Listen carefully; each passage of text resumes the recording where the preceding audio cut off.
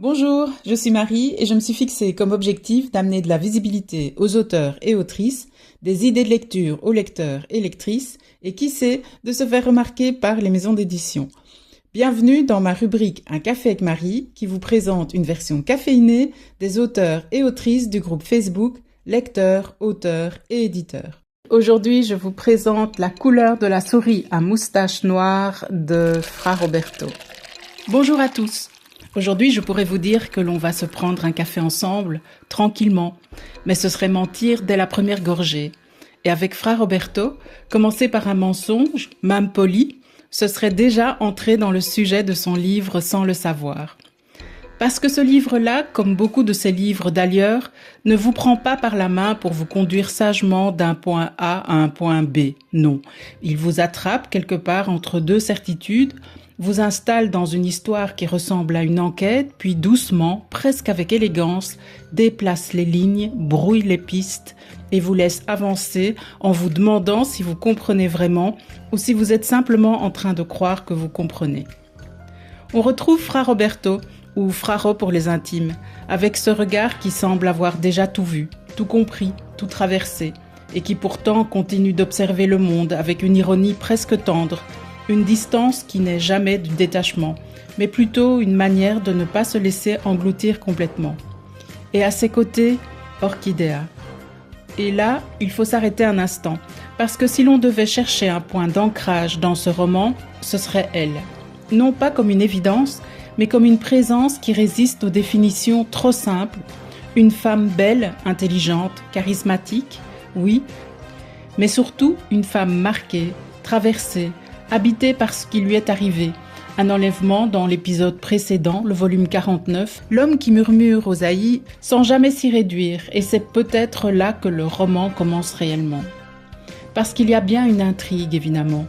Le décor d'un enlèvement, une course à travers l'Europe, une enquête qui semble au départ presque familière. Mais très vite, quelque chose se dérobe, quelque chose s'échappe, comme si derrière les faits, derrière les actions, derrière ce que l'on croit être le cœur de l'histoire, il y a autre chose.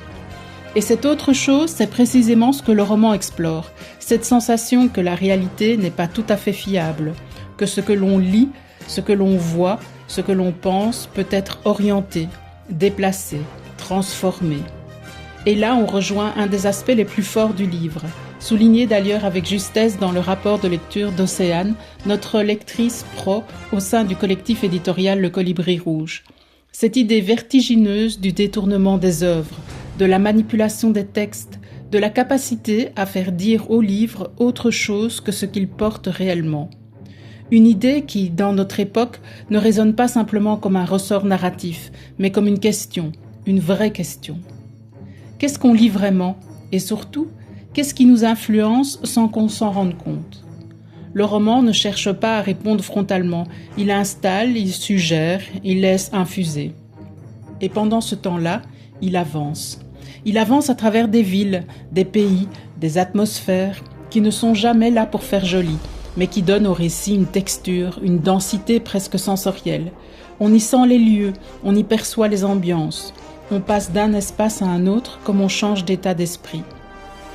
Et puis il y a les personnages, une galerie riche, parfois déconcertante, parfois franchement burlesque, où l'on croise un aristocrate mégalomane dont le cynisme froid inspire autant le rejet que l'intérêt, un homme de main qui glisse peu à peu hors de sa fonction première, Kinoma, figure féminine troublante qui a une histoire avec Fraro et qui vient brouiller encore davantage les frontières entre réel et autre chose, un scientifique excentrique qui apporte autant d'éclairage que de décalage, et d'autres encore, qui apparaissent, s'installent, disparaissent parfois, mais laissent toujours une trace. Et malgré cette profusion, ce qui frappe, c'est que rien ne semble gratuit, tout participe, tout construit, même les digressions. Même les moments où on a l'impression que le récit s'échappe un peu. Parce que c'est aussi ça, Fra Roberto, une écriture qui refuse de se tenir tranquille, une écriture vive, orale, ironique, capable de passer d'un registre soutenu à une familiarité presque désinvolte, sans jamais perdre sa cohérence, une écriture qui pense en avançant, qui commente parfois, qui s'amuse souvent, mais qui, sous cette apparente légèreté, pose des choses extrêmement sérieuses.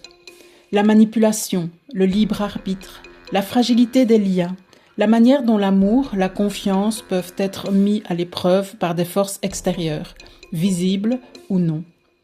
Et au milieu de tout cela, ce qui tient, ce qui reste, ce qui résiste, c'est précisément ce lien entre Fraro et Orchidea. Une relation imparfaite, mouvante, parfois tendue, mais profondément humaine. Et c'est sans doute là que le roman touche le plus juste, sans jamais appuyer, sans jamais surligner, simplement en montrant que face aux constructions, aux manipulations, aux grands mécanismes, ce sont encore les relations sincères qui font tenir debout. Alors oui, le récit peut parfois dérouter. Oui, certaines digressions peuvent surprendre. Oui, l'accumulation d'événements, de personnages, de situations peut donner cette impression de densité. Mais c'est aussi ce qui fait sa singularité. On n'est pas dans un livre formaté, on est dans un livre libre. Et cette liberté, elle se sent à chaque page. La couleur de la souris à moustache noire, un titre qui pourrait presque être une provocation ou une plaisanterie, mais qui est tout simplement une référence à l'écume des jours de Boris Vian. L'aviez-vous deviné? Et qui finalement résume parfaitement l'expérience. Quelque chose que l'on ne cherche pas à expliquer complètement, mais que l'on accepte de suivre, de ressentir, de traverser. Et ce 50e volume, oui, 50, une décision de l'auteur, que ce soit le dernier de la série des enquêtes de Fra Roberto. Un peu de tristesse et de nostalgie dans mon café. Bonnes vacances, Fra Roberto. Fraro, parce que je pense que l'on est un peu devenu intime au fil des lectures. Merci pour toutes ces aventures plus folles les unes que les autres.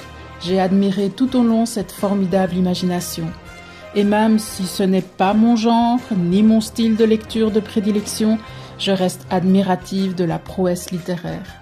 50 volumes, 7 hors-série, des personnages qui marquent, de l'intrigue, des voyages, et toujours ce phrasé parfois irrévérencieux de cet écrivaillon plein d'humanité et d'une sensibilité qu'il faut percevoir derrière les mots et les situations. Merci. Pour celles et ceux qui souhaitent découvrir cette série hors du commun, les 50 volumes sont disponibles sur Amazon en version numérique et brochée et accessibles gratuitement avec l'abonnement Kindle. Vous pouvez également retrouver les trailers et les shorts de la série dans la playlist dédiée à l'auteur sur notre chaîne YouTube. L'auteur est présent sur Facebook via sa page Les Enquêtes du commissaire Fra Roberto et sur son site. Alors prenez ce dernier café Fra Roberto avec moi, mais continuez à suivre la chaîne YouTube car avec cet auteur, on n'est jamais vraiment au bout du chemin de l'imaginaire. D'ailleurs, rien ne dit qu'il ne va pas prolonger avec d'autres séries comme Kinoma, Gustave et Charlotte, Sœur Roberta et ses autres séries surréalistes, Le cycle du cercle et Le monde du colérique. On verra. Merci d'avoir bu ce café littéraire avec moi et à bientôt pour d'autres aventures.